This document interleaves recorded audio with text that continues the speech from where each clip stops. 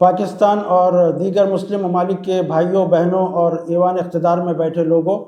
السلام علیکم ورحمۃ اللہ وبرکاتہ۔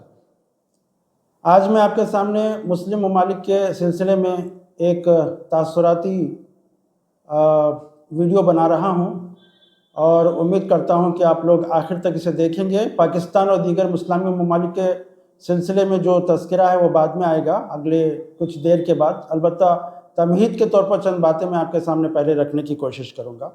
آپ اور ہم آج اپنے سر کی آنکھوں سے دیکھ رہے ہیں کہ شیطان کے ایجنٹس اور شیطان کے پجاری، زانی اور معصوم بچوں کا خون گوشت کھانے والے درندے آج دنیا کے مختلف ممالک پر حکومت کر رہے ہیں، اور ان کی پلاننگ 2-4 سال کے اوپر محیط نہیں ہے، بلکہ گزشتہ 1 صدی سے یہ لوگ اسلامی اور مسلمان ممالک کے سلسلے میں پلاننگ کر رہے ہیں کہ کس طرح سے ان کو نیست و نابود کیا جائے، ان کے وسائل پر قبضہ کیا جائے، ان کو اپنی سلطنتوں سے اور اپنی بادشاہت سے اور اپنی حکومتوں سے علیحدہ کیا جائے اور اپنے ایجنٹس کو بٹھایا جائے۔ بالخصوص گزشتہ 25-30 سال سے تو یہ بہت تیز ہو گیا۔ انہوں نے کچھ مسلمان ملکوں پر اپنے ایجنٹس کو مسلط کیا جو ان کے حکم پر چلتے ہیں اور ان کے ایجنٹس کے طور پر، ان کے غلام کے طور پر کام کرتے ہیں۔ اگر وہ کہیں کہ اسلام کے ماننے والوں کو جیلوں میں ٹھونس دو تو وہ ٹھونس دیتے ہیں، اسلامی لٹریچر کو بین کر دو تو وہ بین کر دیتے ہیں، اور اسلامی جو سلیبس ہے اسکولز میں اس کے اندر سے فلاں اور فلاں چیزیں ختم کر دے تو ختم کر دیتے ہیں۔ جہاں پر ان کی زیادہ چلتی نہیں ہے، ایسے ممالک میں وہ لوگ جہاں پر ایجنٹس نہیں بٹھا سکتے، وہاں کے مسلمانوں کے اندر انہوں نے فحاشی، بے دینی، اسلام سے دوری اور الحاد اور دین بیزاری پیدا کر کے وہاں کے لوگوں کو اپنے یہ سمجھو کہ اپنے رنگ میں ڈھالنے کی کوشش کر رہے ہیں، اپنی مغربی تہذیب کے اندر، جس کی وجہ سے مسلمان ممالک کے اندر اس وقت جتنا زیادہ برائیاں اور گناہ کے کام عام ہو رہے ہیں، اس کے پیچھے کہیں نہ کہیں ان شیطانی طاقتوں اور صہیونی اور صلیبی طاقتوں کے ایجنڈا ہے، جس کے ذریعے سے لوگ ان ممالک کے اندر معصوم مسلمانوں کو اپنے راستے پر لانے اور اپنی تہذیب کو اختیار کرنے کے چال چل رہے ہیں۔ ایک تو شروع میں لوگوں نے مختلف ممالک کے اوپر قبضے کیے اور وہاں کی حکومتوں کو زائل کر کے، وہاں کے ریجیم چینج کر کے انہوں نے مختلف قسم کی برائیاں پھیلا کر انہوں نے وہاں کے وسائل کو لوٹا، اور وہاں کے ہر طرح کی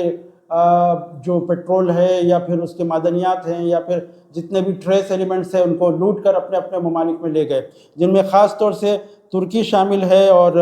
پاکستان ہے، افغانستان ہے، ایران ہے اور گلف ممالک وغیرہ شامل ہے۔ یہاں سے ان لوگوں نے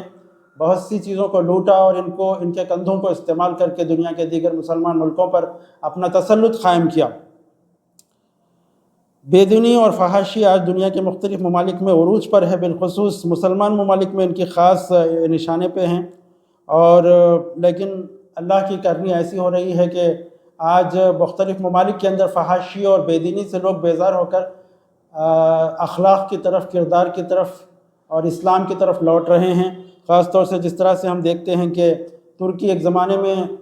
کمال اتاترک کے ذریعے سے جس طرح سے بے دینی اور الحاد اور اسلام دشمنی پھیلائی گئی، اس میں کمی آئی اور آہستہ آہستہ لوگ اسلام کی طرف لوٹ رہے ہیں۔ اسی طرح افغانستان میں آپ نے دیکھا کہ کس طرح سے اسلام پسندوں نے اور طالبان نے جس طرح سے وہاں پر اسلام کو انٹروڈیوس کیا، اسلام کی قوانین کو نافذ کرنے کی کوشش کی۔ ایک وہ زمانہ جب کہ کابل شہر کے اندر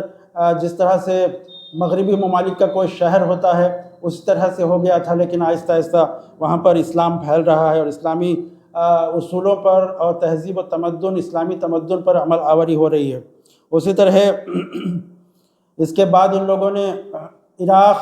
افغانستان کے بعد عراق اور لیبیا کو برباد کیا، وہاں کے وسائل کو لوٹا۔ تو ان تمام سازشوں کے پیچھے جیسا کہ میں نے کہا کہ مغربی طاقتیں کام کر رہی ہیں، جہاں پر اپنے ایجنٹس بٹھاتے ہیں، ایجنٹس بٹھائے جا رہے ہیں، اور جہاں پر نہیں بٹھائے جا سکتے وہاں پر عوام کے اندر معصوم مسلمانوں کو بہکا کر بھٹکا کر وہ لوگ بے دینی اور فحاشی کی طرف لے جا رہے ہیں۔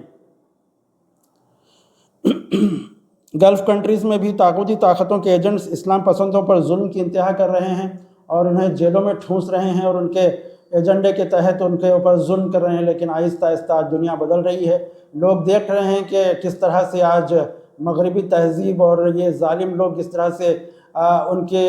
اندرونی عزائم آج عام ہو رہے ہیں اور کس طرح سے وہ عسکری طور پر شکست سے دوچار ہو کر ان کی قوت اور ان کی پکڑ اسلامی ممالک کے اندر کمزور ہو رہی ہے۔ خاص طور سے ایران نے ان کے چھکے چھڑا دیے ہیں اور ایسا محسوس ہو رہا ہے کہ جو ون مین جو ایجنڈا تھا دنیا کے اندر، یونی پولار جو ملک دنیا بن گئی تھی اور ایک ہی حکومت کی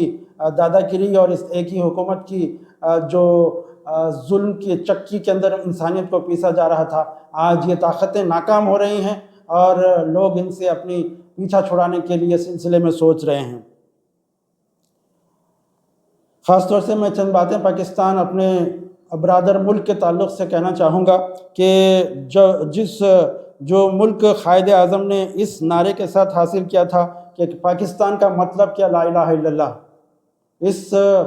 عنوان کے تحت، اس نعرے کے تحت، اس مقصد کے تحت یہ ملک حاصل کیا گیا۔ ہزاروں لاکھوں تقریباً 20 لاکھ انسانوں کو قتل کیا گیا اور تقریباً 70,000 عصمتیں لوٹی گئیں، اور کتنی ہی مسلمان بہویں، بیٹیاں اور کتنی ہی مسلمان لڑکیاں تھیں جو غیروں کے گھروں میں بس گئیں، ان کو چھوڑا نہیں گیا، اپنے قبضے میں لے لیا گیا، اور مجبوراً بعض مسلمانوں نے اپنی بیٹیوں بہوؤں کو، اپنے بچیوں کو چھوڑ کر چلے گئے، اور آج بھی بعض ممالک کے اندر، بعض علاقوں کے اندر اس طرح غیروں کے قبضے میں ہماری بہنیں اور مائیں ہیں۔ تو یہ ہمارے جو اتنی قربانیاں دے کر جو ملک حاصل کیا گیا، آج تک باطل طاقتوں نے، طاغوتی طاقتوں نے وہاں پر اسلام کے جو بہترین نظام زندگی ہے اس کو قائم ہونے کا موقع نہیں دیا، ہر طرح سے ان کو ستایا، وہاں پر معاشی طور پر کمزور کیا گیا، وہاں پر غربت پھیلائی گئی اور وہاں پر فحاشی اور بے حیائی پھیلائی گئی، جس کی وجہ سے آج تقریباً کئی مسلمان نوجوان لڑکے اور لڑکیاں بے دینی اور الحاد کا شکار ہو رہے ہیں۔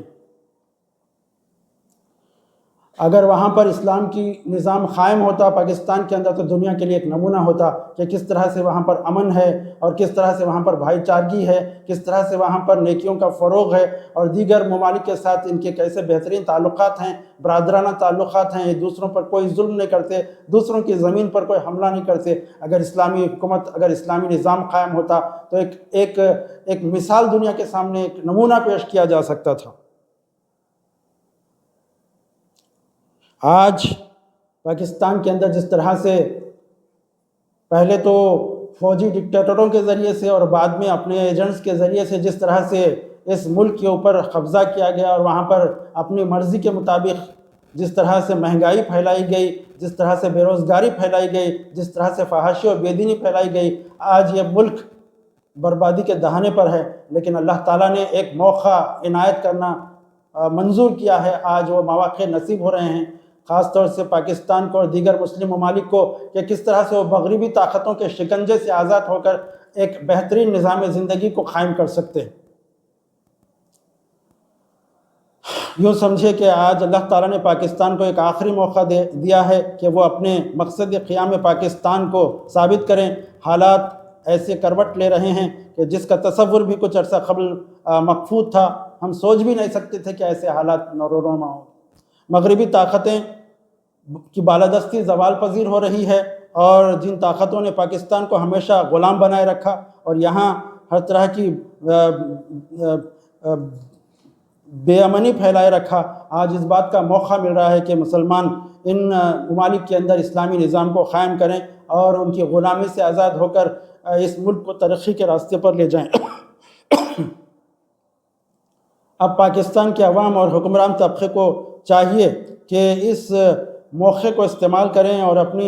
جو بڑھتی ہوئی عسکری طاقت ہے اس کے ذریعے سے دنیا کے اوپر اپنی دھاک بٹھائیں، اور دنیا کے اسلامی ممالک کے اور مسلمان ممالک کے سپورٹ کے ذریعے سے ایک ایسی جوائنٹ فورس بنائیں جس کے ذریعے سے باطل پرست قوتوں کو شکست دی جا سکے۔ اس بات کی شدید ضرورت ہے کہ مسلمان حکومتیں اور مسلمان ممالک اللہ اور رسول اور اسلام سے اپنا رشتہ مضبوط کریں، اسلام کا عملی نمونہ دنیا کے سامنے پیش کریں۔ دنیا کا یہ واحد ملک ہے، خاص طور سے پاکستان، جو نظریے اسلام پر حاصل ہوا ہے، اسی لیے دشمن کی نظریں اس پر گڑی ہوئی ہیں، وہ برباد کرنا چاہتا ہے۔ لیکن ہمارے لیے آج یہ موقع ہے کہ ہم اس بالادستی کو اور اس دھونس و دھاندلی سے باہر نکل کر اپنے ملک کی ترقی اور یہاں پر اسلام کی قیام کے لیے کام کریں۔ دیگر مسلمان ممالک اور اطراف کے پڑوسی ممالک کی طرف دوستی کا ہاتھ بڑھائیں اور استحکام کو فوقیت دیں اور دنیا میں ایک ابھرتی ہوئی اسلامی مملکت کے طور پر اپنے ملک کو آگے بڑھائیں۔ ورنہ یاد رکھیں، آخری موقع ہے جو اللہ ہمیں دے رہا ہے، اگر اسے گنوا دیں تو یہ زوال کا آغاز ہوگا۔ اللہ نہ کرے کہ ایسا ہو، ورنہ دنیا کے اندر بھی ناکام ہوں گے اور آخرت میں بھی۔ اللہ تعالی ہمیں سوچنے سمجھنے اور نیک عمل کرنے کی توفیق نصیب فرمائے۔ السلام علیکم ورحمۃ اللہ وبرکاتہ۔